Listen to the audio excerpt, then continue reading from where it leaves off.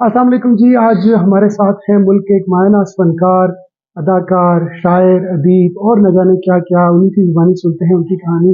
अदील अफजल साहब। अस्सलाम सर वालेकुम कैसे जी। हैं सर? अस्सलाम वालेकुम सर। मैं बिल्कुल ठीक ठाक और तारुफ में आपने काफी कुछ कह दिया। शायर और अदीब में अपने आप को नहीं मानता, ना क्लेम करता हूँ, ना हूँ। थोड़ी बहुत अदाकारी कर लेता हूँ, थोड़ा बहुत लिख लेता जबरदस्त सर। सर मुझे सिर्फ बल्कि सबको पहले ये बताएं, हु इज अदील अफजल? हूँ। यार मैं तो जैसे अपने आप को देखता हूँ, मैं यही चाहूंगा कि अब हम जो हमें देखते हैं वो उसी अंदाज से रखें, उसी अंदाज से देखें जिस तरह से मैं हूँ। और मैंने कोशिश भी यही की है कि मुझे कभी कुछ बहुत ज्यादा पोर्ट्रे ना करना पड़े। हर इंसान के डिफरेंट शेड्स जरूर होते हैं, बट मैं एक आम सा आदमी हूँ। और वो आदमी जिसको किसी जमाने में अदब में दिलचस्पी हो गई और फनकारों के साथ उठने बैठने का मौका मिल गया, तो आप अगेन डिपेंड करता है कि सोसाइटी में आपकी लाइफ में किस स्टेज पे किस तरीके के लोग आपके आसपास होते हैं। तो यही कुछ अहले इलम, कुछ अदब से वाबस्ता लोगों के साथ जब कुछ वाबस्तगी रही, तो बहुत सारी डायमेंशन में चीज़ों को जो है वो देखने और समझने का मौका मिल गया।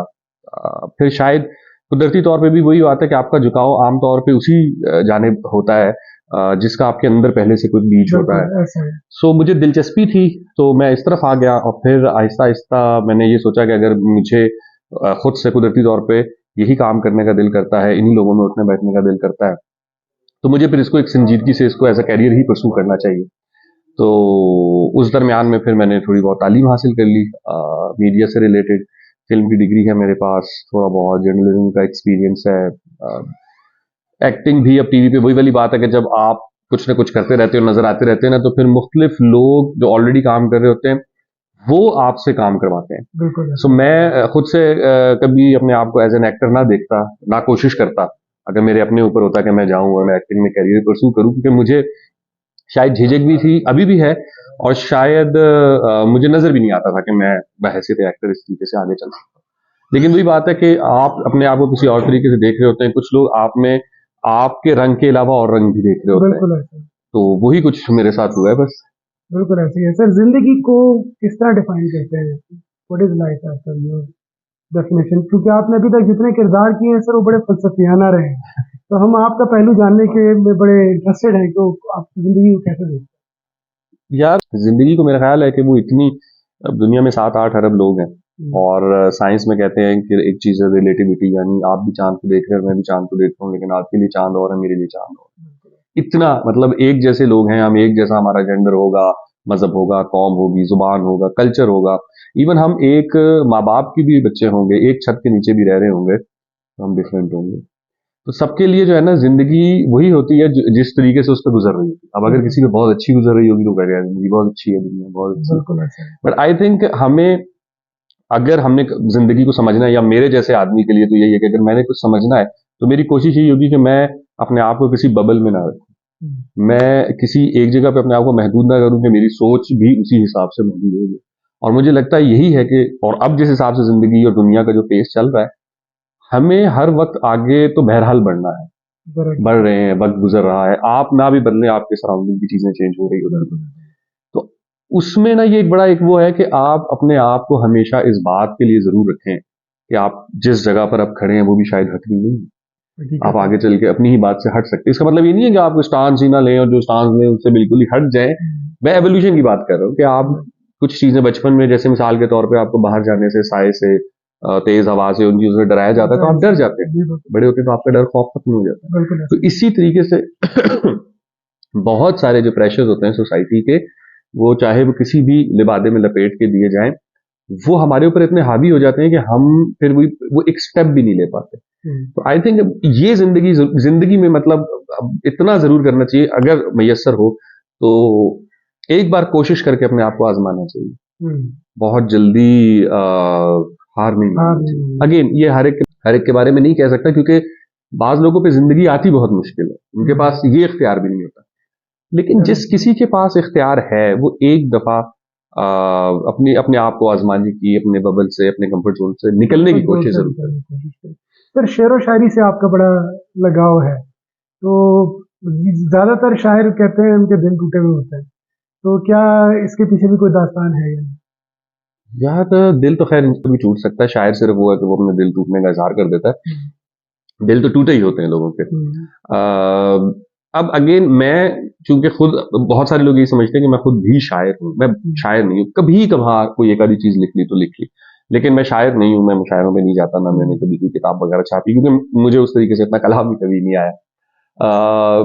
जहां तक बात है दिल टूटने की, तो वो जाहिर है वो सबके टूटते हैं, बट अगेन ये कि आपका किसी भी चीज को लेके उससे आपका लेसन क्या है, और आपने उसी नुक्ते पे फंसे रहना है या आपने आगे निकलना है। तो बसा औकात अब हम ये भी अक्सर औकात देखते हैं कि जब हमें शायरी पे क्रिटिसिज्म देखने को मिलता है ना, तो हमारी शायरी भी और हमारे शायर भी अपने आप को महदूद कर देते हैं मुख्तलिफ मौज़ूआत बिल्कुल तक, ऐसे ही। कि बस ये वाली ही बात करेंगे, या किसी एक पॉइंट पे कुछ हुआ था और उसी में फंसे रहेंगे। उससे निकल जाना चाहिए, आई थिंक। तो दिल टूट भी जाए, तो अगर आपका दिल 11-12 की उम्र में, 15 की उम्र में, 18 की उम्र में टूटा है, आपने आगे 70 साल जिंदा रहना है भाई, बिल्कुल ऐसे दोबारा ही। लग जाएगा दिल। बिल्कुल ऐसे ही है सर। हम लोगों की ज्यादातर जिंदगी सर इस डर में गुजरती है कि लोग क्या कहेंगे, और इस तनाजुर में हम बहुत सी चीजें करने से डरते हैं। बतौर एक्टर, बतौर मीडिया पर्सन, आप इस मामले को किस तरीके से देखते हैं, और इस सिचुएशन को आज के नौजवान कैसे हैंडल करते एक तो आई थिंक बहुत बड़ा फियर है जो हमने खुद साख्ता तैयार किया हुआ है, मतलब अपने हैं? ऊपर तारी किया हुआ है कि लोग क्या कहेंगे। अगेन वो मशहूर बात है कि वो तो किसी भी सूरत में कहेंगे। एग्जैक्टली। आप पैसे जमा कर रहे होंगे तो वो कहेंगे कि यार वो अगर पैसे जमा करता रहता है, आप पैसे उड़ा रहे होंगे तो कहेंगे इसको तो परवाह ही नहीं है, बस पैसे उड़ा, बिल्कुल ऐसे ये तो वो कहेंगे। लेकिन इस बात का ये मतलब नहीं है कि आप अपनी जिस सोसाइटी में रहते हैं, जिस कल्चरल सेटिंग में रहते हैं, आप उससे बिल्कुल ही जो है ना वो किनारा कश हो जाए। आप कहें बिल्कुल। मैं कोई ऐसी चीज करूंगा जो यहाँ पे राइज ही नहीं। बिल्कुल। आपने ना आहिस्ता आहिस्ता लिमिट्स को पुश करना होता है, आपने आहिस्ता आहिस्ता बात छेड़नी होती है। हम हमारे यहाँ आमतौर पे कोशिश ही क्या की जाती है कि एकदम से हम जंप लगा के जो सबसे आखिरी वाला पॉइंट है ना उसको जाके हिट करें। कोशिश करते हैं कि उसमें हमेशा फिर क्या होता है कि या तो तसादम हो जाता है या बात समझ नहीं आती ना। आपने पहले कायदा सीखना है, अलिफ बे सीखना है, उसके बाद आपको जुमला बनाना आएगा, फिर जब आप जुमले के आदी हो जाएंगे तो फिर आपको मजमून लिखना जरूर आएगा, लिखें। अफसाना लिखना आएगा, गजल कहने आएगी, फिर आप आगे जाएंगे ना। तो इसलिए जब हमारा जो नौजवान है, जज्बा और जोश वो एज की वजह से होता है, ठीक है, वो होना चाहिए, और वो पावर, वो एनर्जी आप में होनी चाहिए। लेकिन उसके साथ अगर आप मेच्योरिटी को ऐड करेंगे, maturity comes with exposure and experience. तो वो जो बात मैंने शुरू में की थी ना कि अपने आप को हतमी ना समझ लो कि इस वक्त जिस नुक्ते पे पहुंच चुके हो बस उसको तो या हम नाफिज करके रहेंगे एग्जैक्टली। या हम ये जो राइज है इसको हटा के रहेंगे। इसके बजाय आहिस्ता आहिस्ता लिमिट्स को पुश करके जो चीज आप देखना चाहते हो कि आपकी सोसाइटी में आए, वो फिर आहिस्ता आहिस्ता ही आएगी। तो सर इस जहन साजी के प्रोसेस में मीडिया का किरदार क्या है, और आजकल जो मीडिया कर रहा है उससे आप किस हद तक इत्तेफाक किसी करते हैं? पता है, देखो किसी भी एक डिपार्टमेंट को कहना जो है ना वो मेरे ख्याल से नाइंसाफी होगी। उसकी वजह ये कि चाहे मीडिया हो, चाहे फौज हो, चाहे सियासतदान हो, अदलिया हो या हमारा मेंबर हो, लोग माशरे से ही आ रहे हैं, आम बिल्कुल। सोसाइटी से आ रहे हैं। आम सोसाइटी में एक बहुत इंपॉर्टेंट फैक्टर इंसान की मईशत भी है। बिल्कुल वो है। कमाता कैसे है, वो रहता कहाँ पे, वहां पे इंसाफ के निजाम का क्या हाल है, वहां पे इंफ्रास्ट्रक्चर कैसा है, वहां पे सेहत और तालीम कैसी है। तो जब आप लोगों को एक सर्टन लाइफस्टाइल में रख देंगे, वहां से जब वो निकल के किसी भी शोबे में जाएंगे, आप उसको उठा के एक शोबे से दूसरे शोबे में तीसरे शोबे में डाल दें, फर्क नहीं आएगा। लेकिन सर तरबियती निज़ाम चल रहा है। तरबियती निज़ाम, बिल्कुल तरबियती निज़ाम की जहां तक बात है तो फिर वो वही है कि हमें, जैसे हम कहते हैं ना यार हमारी पार्लियामान में डेमोक्रेसी होनी चाहिए, हमें डेमोक्रेसी पहले हमें हमारे घर में, हमें ये समझना चाहिए कि यार अच्छा अगर आज 4 लोग बैठ के खाना खाना खा रहे हैं और एक बंदे को नहीं पसंद तो उसे आप जबरदस्ती नहीं खिला सकते, पाबंद नहीं कर सकते, उसे इंसल्ट नहीं कर सकते, ह्यूमिलेट नहीं कर सकते, उसको मार नहीं सकते। तो ये चीजें जो है ना जब आप ये सीखेंगे आहिस्ता आहिस्ता, और इन इन रवैयों में वही वाली बात है कि जो मीडिया है या कोई भी है, वो आम तौर पे हमारा जो वक्ती फायदा होता है कि व्हाट इज सेलेबल, कौन सी बात की जाए कि आग लग जाए, नहीं कौन सी बात करके आप फिर हमेशा आग ही लगाते रहेंगे, वो आग ही लगी रहेगी, उससे आगे नहीं बात जाए, आग बुझाना किसने, ये ठीक नहीं है, मालूम। तो आगे नहीं जाएगी। तो आगे तभी जाएगी जब आप एक्चुअली सोचेंगे कि अच्छा मैंने तरबियत पे काम करना है, मैंने अपने मुल्क का निसाब बदलना है। हमने बेसिकली एक जनरेशन तैयार करनी है। हम क्या कहते हैं, ऊपर से लोग जो 50-60 साल के हो चुके हैं, 55 साल के हो चुके हैं, 40 में पहुंचे में, हम उनको अचानक से एक दिन एक चाबी यहां से करेंगे और वो चेंज, उनको अब एडजस्ट करना है। जो जिंदगी गुजार चुके हैं वो अब सिर्फ एडजस्ट करेंगे। जो नए आ रहे हैं उनको बेसिकली आपने प्रिपेयर करना है, एक ऐसी जनरेशन लानी है जो एक सर्टेन वैल्यूज के साथ जमा, तो आपको चेंज देखने को मिलेगा, वरना फिर यही होगा, यही क्या होगा।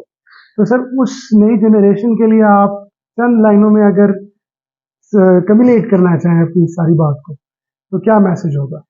मैसेज वो ना याद आ गया मुझे आपकी बात से, अकबर इलाहाबादी का एक शेर है कि हम ऐसी कुल किताबें काबिल जब्ती समझते हैं कि जिनको पढ़कर बेटे बाप को खपती समझते हैं।